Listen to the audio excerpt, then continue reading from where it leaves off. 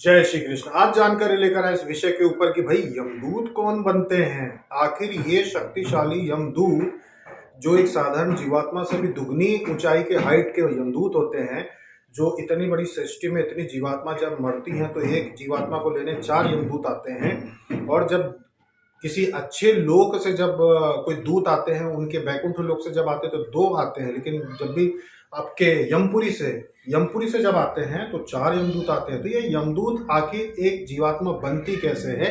एक मनुष्य जो आज मनुष्य योनि में है वो यमदूत कब बनता है। देखिए, जैसे कि आपको हमने बताया कि में परमेश्वर के अंशों के रूप में जब जीवात्माएं बाहर आई तो सबसे पहले आपको कभी ब्रह्मा का पद भी दिया गया।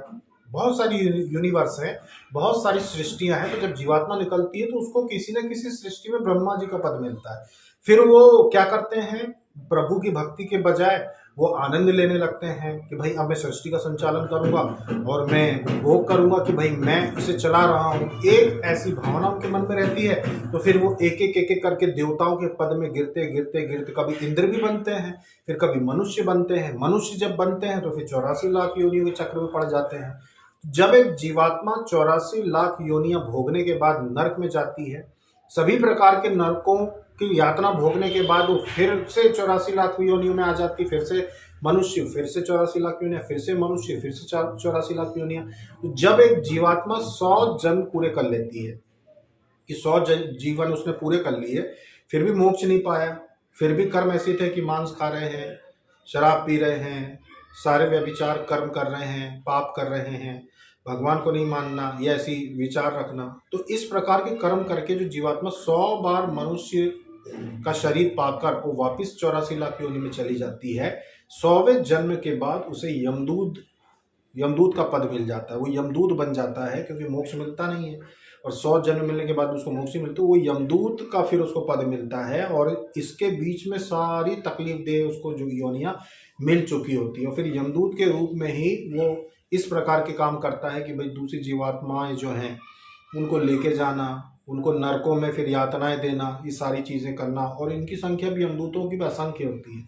और जब प्रलय काल आता है, जब सृष्टि शून्य होती है, तब फिर वो यमदूत की योनि से छूटते हैं। यानी कि 84 लाख योनियों में आप मर मर के एक के बाद मरे, फिर दूसरा शरीर मिलता है, तो वो 84 लाख का चक्र ऐसा चलता है। और जब 100 बार 84 लाख योनियों का चक्र पूरा होता है तब एक योनि यमदूत की मिलती है। फिर उसके बाद जब प्रलय आता है तो आप शून्य होकर, और फिर जब दोबारा सृष्टि बनती है तो फिर आप अपने कर्मों के अनुसार किसी नीच योनि में ही जन्म पाते हैं। जीव जंतुओं की जो नीच योनियां होती हैं, कीड़े मकोड़े, और उसमें जन्म पाते हैं। क्योंकि अब यमदूत का पद मिला आपको, लेकिन क्यों? क्योंकि आपने मोक्ष पाया ही नहीं। 100 जन्म पा लिए पर मोक्ष नहीं पाया, इसलिए वो आपको मिला कि अब इसके बाद भाई अब आप शून्य हो जाओगे।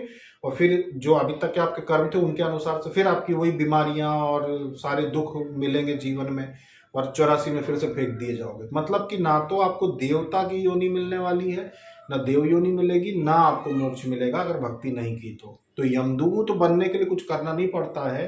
100 जन्म देख लिया जब आज सृष्टि ने आपको कि आपने कोई प्रयास नहीं किया मोक्ष पाने के लिए, तो यमदूत बनाकर आपको अंत अंत कर दिया जाता है आपका प्रलय काल के समय।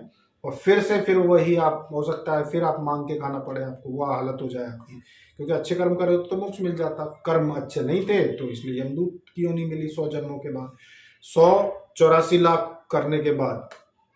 और फिर ये सारी चीजें होती हैं। तो इस प्रकार से ऐसी योनियां मिलती हैं जिनमें एक प्रकार से आप नौकर ही होते हैं। ऐसा नहीं कि कोई सुख है, कोई सुख नहीं है, नौकर ही होते हैं। और अनंत काल तक, यानी कि ऐसा कोई निश्चित नहीं होता कि कब, भाई प्रलय काल आने में समय लगता है ना, कि भाई कितने लाख वर्ष तक अब आपको ये काम करना है। और वो भी कब, कहाँ का, वहां का, यहाँ का समय नहीं, नर्क लोक का समय, वहां के जो समय चलता है।